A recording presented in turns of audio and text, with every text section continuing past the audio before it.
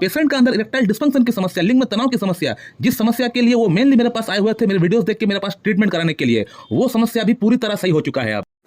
नमस्कार दोस्तों, ये जो आप मेरा पेशेंट का स्क्रीनशॉट देख रहे हैं, इनको यौन समस्या के साथ साथ और कई अलग अलग तरह की शारीरिक समस्याएं थी। तो सेक्सुअल प्रॉब्लम तो इनका अंदर था ही, इरेक्टाइल डिस्फंक्शन, लिंग में तनाव की समस्या, ये तो इनका अंदर था ही। लेकिन इसको छोड़कर सेक्सुअल प्रॉब्लम तो लाइफ थ्रेटनिंग डिजीज नहीं होता है, लेकिन इस प्रॉब्लम को छोड़कर इनका अंदर और कई सारी अलग अलग बड़ी बड़ी समस्याएं इनका अंदर उत्पन्न हो चुकी थी सिर्फ 28 साल उम्र के अंदर। इनको एनीमिया की समस्या है, इनका जो हीमोग्लोबिन है वो 10 से नीचे आ चुका है, इनका क्रेटिनिन जो लेवल है वो 3.5 का ऊपर जा चुका है। इसके अलावा इनका किडनी पर भी असर पड़ना स्टार्ट हो चुका था।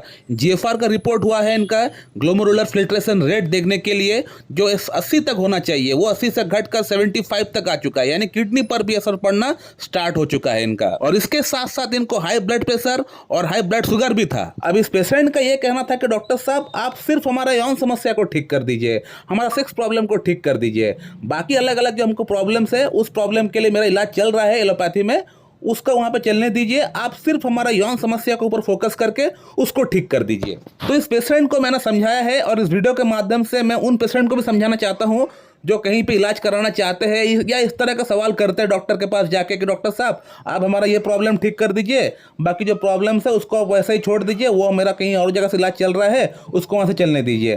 तो जो लोग इस तरह का सवाल करते हैं तो इन सभी पेशेंट के लिए मैं इस वीडियो में आंसर देता हूं कि इस तरह का ट्रीटमेंट होम्योपैथी में संभव नहीं होता है। हम लोग होम्योपैथी में एज ए पेशेंट को होल ट्रीटमेंट करते हैं, यानी हम एक जो मेडिसिन सिलेक्शन करके एक जो मेडिसिन आपको ऊपर देते हैं वो medicine top to the bottom काम करता है आपका अंदर सभी प्रॉब्लम्स को वो एक ही मेडिसिन सही करेगी। ऐसा नहीं कि आपको 3-4 प्रॉब्लम है तो एक मेडिसिन हम दिए आपको तो वो मेडिसिन आपको उस पर्टिकुलर फलाना प्रॉब्लम के लिए ही आपको इस्तेमाल करना है और वही प्रॉब्लम वो सॉल्व करेगी, बाकी प्रॉब्लम का एज इट इज़ वो छोड़ देगी। ऐसा हमारा मेडिसिन काम नहीं करता है।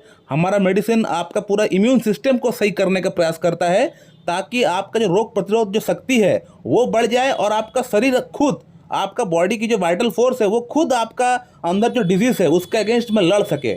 हमारा मेडिसिन काम नहीं करती है, हमारा मेडिसिन सिर्फ इतना काम करती है कि आपका बॉडी के अंदर, हमारा बॉडी के अंदर एक वाइटल फोर्स है, एक जीवनी शक्ति है, सबका अंदर है, वो जीवनी शक्ति को बढ़ा देता है ताकि वो जीवनी शक्ति खुद फाइट कर सके, जो हमारे अंदर डिजीज़ जो पैदा हुआ है, जो उत्पन्न हुआ है उसका अगेंस्ट में लड़ सके। अब प्रॉब्लम यहाँ पे आता है कि होम्योपैथी में जीवनी शक्ति को बढ़ाने के लिए, हमारा इम्यून सिस्टम को बढ़ाने के लिए कोई फिक्स मेडिसिन नहीं होता है।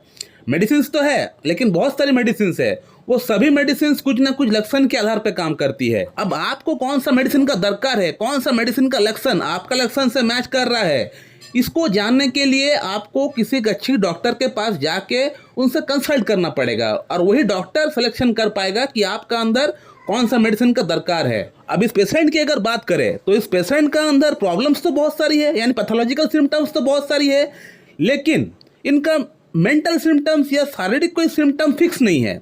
सिम्टम्स अनेक लेकिन कोई फिक्स सिम्टम नहीं है जो कि मैं कोई पर्टिकुलर मेडिसिन को मैं प्रिस्क्राइब कर सकूं। ऐसा एक डॉक्टर के लाइफ में बहुत बार होता है कि एक पेशेंट ऐसा आया हुआ है जिसके अंदर पैथोलॉजिकल सिम्टम्स तो बहुत सारी है, यानी प्रॉब्लम्स तो बहुत सारी है, लेकिन कोई फिक्स मेडिसिन का सिलेक्शन नहीं हो पा रहा है क्योंकि उसका जो सिम्टम्स है, उसका जो लक्षण है, चाहे मेंटल सिम्टम्स हो, चाहे फिजिकल जनरल्स हो या कोई और कुछ सिम्टम्स PQRS कह लीजिए या कोई कॉन्कॉन्डेंट्स कह लीजिए, कोई भी फिक्स नहीं है, कुछ भी फिक्स सिम्टम्स नहीं आ रहा है जिसका ऊपर हम लोग बेस करके एक मेडिसिन का हम लोग सिलेक्शन कर सके।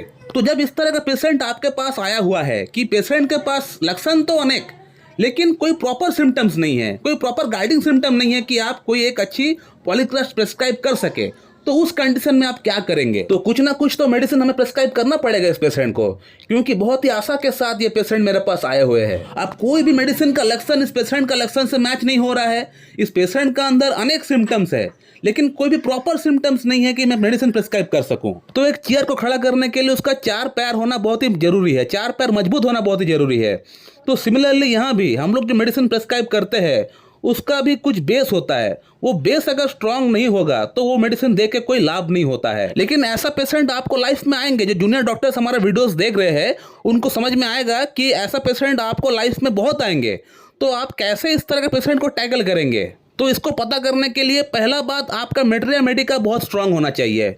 बिना मेट्रिया मेडिका को स्ट्रॉन्ग किए बगैर आप इस तरह का केसेस को सॉल्व नहीं कर पाएंगे, क्योंकि इस तरह के केसेस के अंदर आपको पेशेंट का तो केस टेकिंग करना ही है, लेकिन पेशेंट का केस टेकिंग के साथ साथ आपको मेडिसिन का भी केस टेकिंग करना पड़ेगा। अब वो कैसे? जैसे कि आपको लग रहा है कि पेशेंट शायद लाइकोपोडियम का होगा, तो लाइकोपोडियम का जो सवाल होता है वो पेशेंट से करना स्टार्ट कर दिए। फिर आपको लग रहा है एट द पॉइंट कि ये पेशेंट लाइकोपोडियम नहीं है, लाइकोपोडियम को आप छोड़ दिए, फिर सल्फर को आप लेके आए, सल्फर का सवाल करना स्टार्ट कर दिए, फिर लग रहा है सल्फर नहीं है, फिर आप जो है फॉस्फोरस को लेके आए, फॉस्फोरस को छोड़ दिए। तो इस तरह से आपको एक एक मेडिसिन को उठा के आपको रखना पड़ेगा और उसके अकॉर्डिंग आपको पेशेंट का सवाल करना स्टार्ट करना पड़ेगा। तो इस पेशेंट के अंदर मैंने इस पेशेंट को कार्सिनोसिन प्रिस्क्राइब किया हुआ है। कार्सिनोसिन जो है एक बहुत बड़ी पॉलीकस्ट रेमेडी है, ये कैंसर सेल से बनी हुई एक मेडिसिन है and carcinosin is the well selected remedy for such type of cases, जहां पेशेंट का अंदर पैथोलॉजिकल सिम्टम्स तो बहुत सारी है, लेकिन फिजिकल सिम्टम्स, मेंटल सिम्टम्स कुछ भी नहीं है, या है तो वो कंप्लीट नहीं है, कोई एक पर्टिकुलर रेमेडी को इंडिकेट नहीं कर रहा है। तो वहां उस केसेस के अंदर हम लोग कार्सिनोसिन के बारे में एक बार बिल्कुल सोच सकते हैं। और यदि इसके साथ पेशेंट का मायोस्मेटिक बैकग्राउंड अगर मैच हो जाए तब तो फिर बहुत ही बढ़िया होता है। इस पेशेंट का फैमिली हिस्ट्री में 2 पर्सन ऐसे हैं जिनको कैंसर हुआ है, एक को टीबी है और एक को एस्थमा हुआ है। और पेशेंट का फैमिली बैकग्राउंड में जब किसी को कैंसर हुआ है, जो ब्लड रिलेशन के जो लोग हैं, वहां अगर कैंसर होते हुए अगर मिल जाता है तब तो फिर कार्सिनोसिन जो है बहुत ही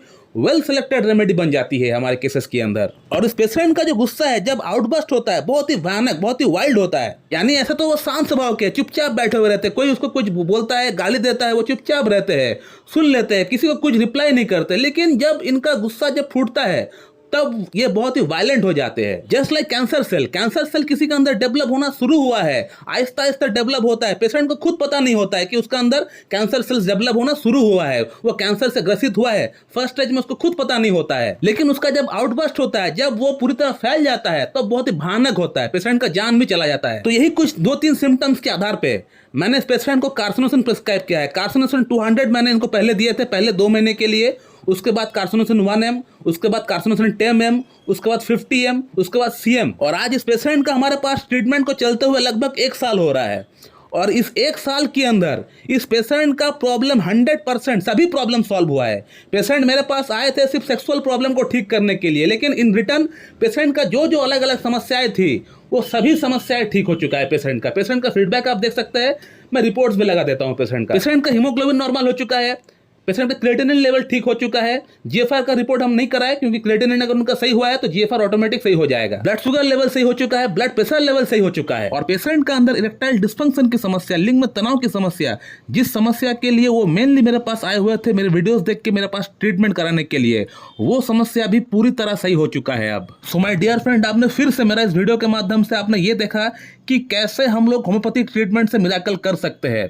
लेकिन इसके लिए आपको किसी एक अच्छी क्लासिकल एमडी होम्योपैथ के पास जाके उनके सामने बैठ के थॉरोली केस टेकिंग देख के आपको ट्रीटमेंट स्टार्ट करना पड़ेगा, तभी जाके आपका प्रॉब्लम सॉल्व हो पाएगा। दोस्तों, मैं उम्मीद करता हूं कि आप लोगों को ये वीडियो अच्छी लगी होगी। अगर अच्छी लगी है तो एक लाइक जरूर कर दीजिएगा और मेरे चैनल को सब्सक्राइब कर दीजिएगा। So thank you very much and